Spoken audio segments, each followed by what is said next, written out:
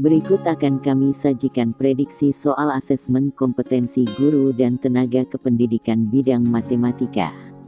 Semoga soal-soal berikut dapat membantu Anda dalam menghadapi ujian kompetensi guru dan tenaga kependidikan. 1. Satu indikator dari suatu kompetensi dasar pada pembelajaran geometri adalah menjelaskan panjang sisi suatu segitiga berdasarkan kesebangunan dua segitiga. Materi yang paling sesuai untuk mencapai indikator tersebut adalah A. Syarat kesebangunan dua segitiga. B. Pengertian kesebangunan dua segitiga. C. Ciri-ciri kesebangunan dua segitiga. D. Perbandingan sudut-sudut dua segitiga sebangun. E. Sifat-sifat kesebangunan dua segitiga. Jawabannya adalah E. Sifat-sifat kesebangunan dua segitiga. Pembahasan untuk bisa menjelaskan panjang sisi suatu segitiga berdasar kesebangunan dua segitiga, maka peserta didik tidak cukup hanya mempelajari pengertian, syarat dan ciri-ciri kesebangunan dua segitiga, akan tetapi peserta didik harus mempelajari sifat-sifat kesebangunan dua segitiga. 2. Suatu kompetensi dasar pada pembelajaran matematika kelas 11 adalah menganalisis sifat-sifat determinan dan inverse matriks berordo 22 dan 33. Rumusan indikator yang sesuai dengan kompetensi dasar tersebut kecuali A. Menentukan adjoint matriks berordo 3x3. B. Mengidentifikasi matriks singular. C. Menentukan kofaktor matriks berordo 2x2. D. Menentukan minor matriks berordo 3x3. E. Memahami hubungan matriks identitas dengan inverse matriks. Jawabannya adalah C. Menentukan kofaktor matriks berordo 2x2. Pembahasan. Salah satu ketentuan merumuskan indikator adalah minimal terdiri dari dua aspek, yaitu tingkat kompetensi dan materi pelajaran. Semua pilihan jawaban sudah memenuhi unsur kompetensi dan materi pelajaran. Jawaban C adalah jawaban yang kurang sesuai dengan KD tersebut karena kofaktor itu materi yang dibicarakan dalam materi menentukan inverse matriks berordo 3x3 bukan matriks berordo 2x2. 3. Salah satu kompetensi yang harus dicapai oleh siswa SMP adalah menjelaskan dan melakukan operasi hitung bilangan bulat dan pecahan dengan memanfaatkan berbagai sifat operasi. Tujuan yang paling tepat dirumuskan adalah A. Dengan cara diskusi siswa dapat menghitung hasil kali dua bilangan bulat menggunakan sifat pengurangan. B. Dengan menggunakan konsep pengurangan siswa dapat menghitung hasil bagi dua bilangan bulat. C. Siswa dapat menggunakan sifat ketertutupan pengurangan bilangan bulat untuk menentukan hasil bagi dua bilangan bulat. D. Siswa dapat menggunakan sifat asosiatif penjumlahan bilangan bulat dalam menyelesaikan suatu permasalahan. E.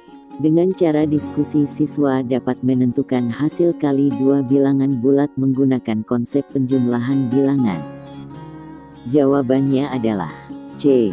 Siswa dapat menggunakan sifat ketertutupan pengurangan bilangan bulat untuk menentukan hasil bagi dua bilangan bulat. Pembahasan. Terdapat 4 unsur pokok dalam perumusan tujuan pembelajaran, yaitu memuat ABCD audience, behavior, condition, degree. Penulisan tujuan tidak harus urut ABCD. Tujuan minimal memuat unsur A dan B. Semua option soal di atas sudah memuat unsur ABC. Jawaban A, B, dan E kurang tepat karena tidak sesuainya komponen behavior dan condition. Jawaban D tidak sesuai dengan indikator yang ada. Jadi jawaban yang tepat adalah C. 4. Suatu indikator dari materi sistem koordinat ialah menentukan kedudukan garis yang sejajar dengan sumbu X media yang paling sesuai untuk digunakan dalam pembelajaran. Agar indikator tersebut tercapai ialah A. Slide PowerPoint dengan gambar bidang koordinat dan sebuah garis yang melalui titik 2,0. B. Video pembelajaran yang menampilkan garis sejajar sumbu. C. Papan dengan koordinat dengat paku sebagai titik-titiknya, serta sebuah benang dengan posisi tegak lurus terhadap sumbu Y. D. Lembar kerja terstruktur tentang tempat kedudukan titik pada bidang koordinat. E. Kertas manila yang terdapat gambar bidang koordinat serta sebuah garis yang melalui titik 0,5 dan 3,0. Jawabannya adalah D. Lembar kerja terstruktur tentang tempat kedudukan titik pada bidang koordinat. Pembahasan. Sesuai dengan prinsip pembelajaran matematika berdasar kurikulum 2013 bahwa pembelajaran itu harus bisa membawa peserta didik dari diberi tahu ke mencari tahu tentang sesuatu. Jawaban D adalah jawaban yang paling tepat karena dengan media tersebut peserta didik diharapkan bisa mencari tentang kedudukan garis yang sejajar dengan sumbu X. 5. Diketahui suatu indikator menghitung panjang garis singgung persekutuan luar dua lingkaran. Soal berikut yang paling tepat untuk mengukur capaian indikator tersebut ialah A. Panjang garis singgung persekutuan luar dua buah lingkaran adalah 12 cm dan jarak dua titik pusat lingkaran tersebut adalah 13 cm. Jika panjang salah satu jari-jari lingkaran adalah 8 cm, luas lingkaran yang lain adalah B. Diketahui dua buah lingkaran dengan pusat di A dan B, masing-masing berjari-jari 34 cm dan 10 cm. Garis CD merupakan garis singgung persekutuan luar. Bila CD sama dengan 32 cm, panjang AB adalah C. 8 buah roda dililit dengan tali seperti gambar berikut, masing-masing roda diameternya 14 cm. Tentukan panjang tali yang melilit roda-roda tersebut. D. Panjang jari-jari dua lingkaran adalah 29 cm dan 14 cm. Panjang garis singgung persekutuan luarnya 36 cm. Hitung jarak pusat kedua lingkarannya. E. Apakah yang dimaksud dengan garis singgung lingkaran luar dua lingkaran? Jawabannya adalah C. 8 buah roda dililit dengan tali seperti gambar berikut, masing-masing roda diameternya 14 cm. Tentukan panjang tali yang melilit roda-roda tersebut. Pembahasan. Untuk mengetahui suatu indikator itu sudah tercapai atau belum, maka peserta didik perlu diukur apakah sudah mencapai indikator tersebut atau belum. Salah satunya dengan tes tulis.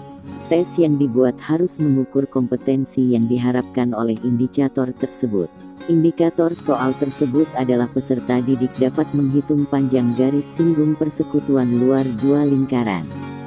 Soal yang implisit menghitung panjang garis singgung persekutuan luar dua lingkaran adalah soal C. 6. Untuk membelajarkan konsep bentuk aljabar, secara berurutan sebaiknya dimulai dari A. Menginterpretasikan kalimat sehari-hari ke dalam bentuk matematika, mencontohkan bentuk aljabar, mengklasifikasikan bentuk aljabar, menentukan ciri bentuk aljabar, mendefinisi bentuk aljabar, menyelesaikan permasalahan. B. Menginterpretasikan kalimat sehari-hari ke dalam bentuk matematika, mencontohkan bentuk aljabar, mendefinisi bentuk aljabar, mengklasifikasikan bentuk aljabar, menentukan ciri bentuk aljabar, menyelesaikan permasalahan. C. Menginterpretasikan kalimat sehari-hari ke dalam bentuk matematika, mencontohkan bentuk aljabar, mendefinisi bentuk aljabar, menentukan ciri bentuk aljabar, mengklasifikasikan bentuk aljabar, menyelesaikan permasalahan. D. Mendefinisi bentuk aljabar, menginterpretasikan kalimat sehari-hari ke dalam bentuk matematika, mencontohkan bentuk aljabar, menentukan ciri bentuk aljabar, mengklasifikasikan bentuk aljabar, menyelesaikan permasalahan. E. Mendefinisi bentuk aljabar, mencontohkan bentuk aljabar, menentukan ciri bentuk aljabar, mengklasifikasikan bentuk aljabar, menginterpretasikan kalimat sehari-hari ke dalam bentuk matematika, menyelesaikan permasalahan. Jawabannya adalah C. Menginterpretasikan kalimat sehari-hari ke dalam bentuk matematika, mencontohkan bentuk aljabar, mendefinisi bentuk aljabar, menentukan ciri bentuk aljabar, mengklasifikasikan bentuk aljabar, menyelesaikan permasalahan. Pembahasan sesuai dengan prinsip pembelajaran matematika berdasar kurikulum 2013 bahwa pembelajaran hendaknya berbasis proses untuk penguatan ilmiah, maka urutan yang paling tepat adalah yang C, yaitu menginterpretasikan kalimat sehari-hari ke dalam bentuk matematika, mencontohkan bentuk aljabar, mendefinisi bentuk aljabar, menentukan ciri bentuk aljabar, mengklasifikasikan bentuk aljabar, menyelesaikan permasalahan. 7. Pada materi bunga, pertumbuhan dan peluruhan terdapat urutan materi ialah X, bunga tunggal, Y, pertumbuhan, Z. Pengganti X, Y, dan Z secara berturut-turut untuk melengkapi urutan materi tersebut adalah A. Definisi bunga, bunga majemuk peluruhan. B. Definisi bunga peluruhan, bunga majemuk. C. Baris aritmatika, baris geometri, peluruhan. D. Baris aritmatika, baris geometri, bunga majemuk. E. Baris aritmatika, baris geometri, peluruhan. Jawabannya adalah A. Definisi bunga, bunga majemuk, peluruhan. Pembahasan pada materi bunga, pertumbuhan dan peluruhan terdapat urutan materi ialah definisi bunga, bunga tunggal, bunga majemuk, pertumbuhan, peluruhan. 8. Diketahui tujuan sebuah pembelajaran ialah melalui penugasan kelompok diharapkan siswa dapat menemukan volume kerucut. Media pembelajaran yang tepat untuk digunakan dalam pembelajaran tersebut ialah A. Kartu masalah yang berisi permasalahan yang berkaitan dengan volume kerucut. B. Tayangan PowerPoint yang berisi rumus volume kerucut dan soal-soal. C. Alat peraga berbentuk kerucut, bola dan pasir. D. Alat peraga berbentuk kerucut, tabung dan pasir. E. Alat peraga yang berbentuk kerucut, balok dan pasir. Jawabannya adalah D. Alat peraga berbentuk kerucut, tabung dan pasir. Pembahasan karena tujuan pembelajaran ialah melalui penugasan kelompok diharapkan siswa dapat menemukan volume kerucut, maka media yang bisa digunakan adalah peraga untuk menemukan volume kerucut berdasarkan volume tabung yang sudah dipelajari. Untuk itu media yang paling tepat adalah D, yaitu alat peraga berbentuk kerucut, tabung dan pasir. 9. Ketika kegiatan tanya jawab di kelas, beberapa siswa di kelas Bu Kevi mengidentifikasi bahwa jajar genjang merupakan anggota dari himpunan trapesium. Langkah awal yang paling tepat dilakukan Bu Kevi untuk merespon hal ini adalah A. Bertanya kepada siswa apa syarat keanggotaan suatu himpunan.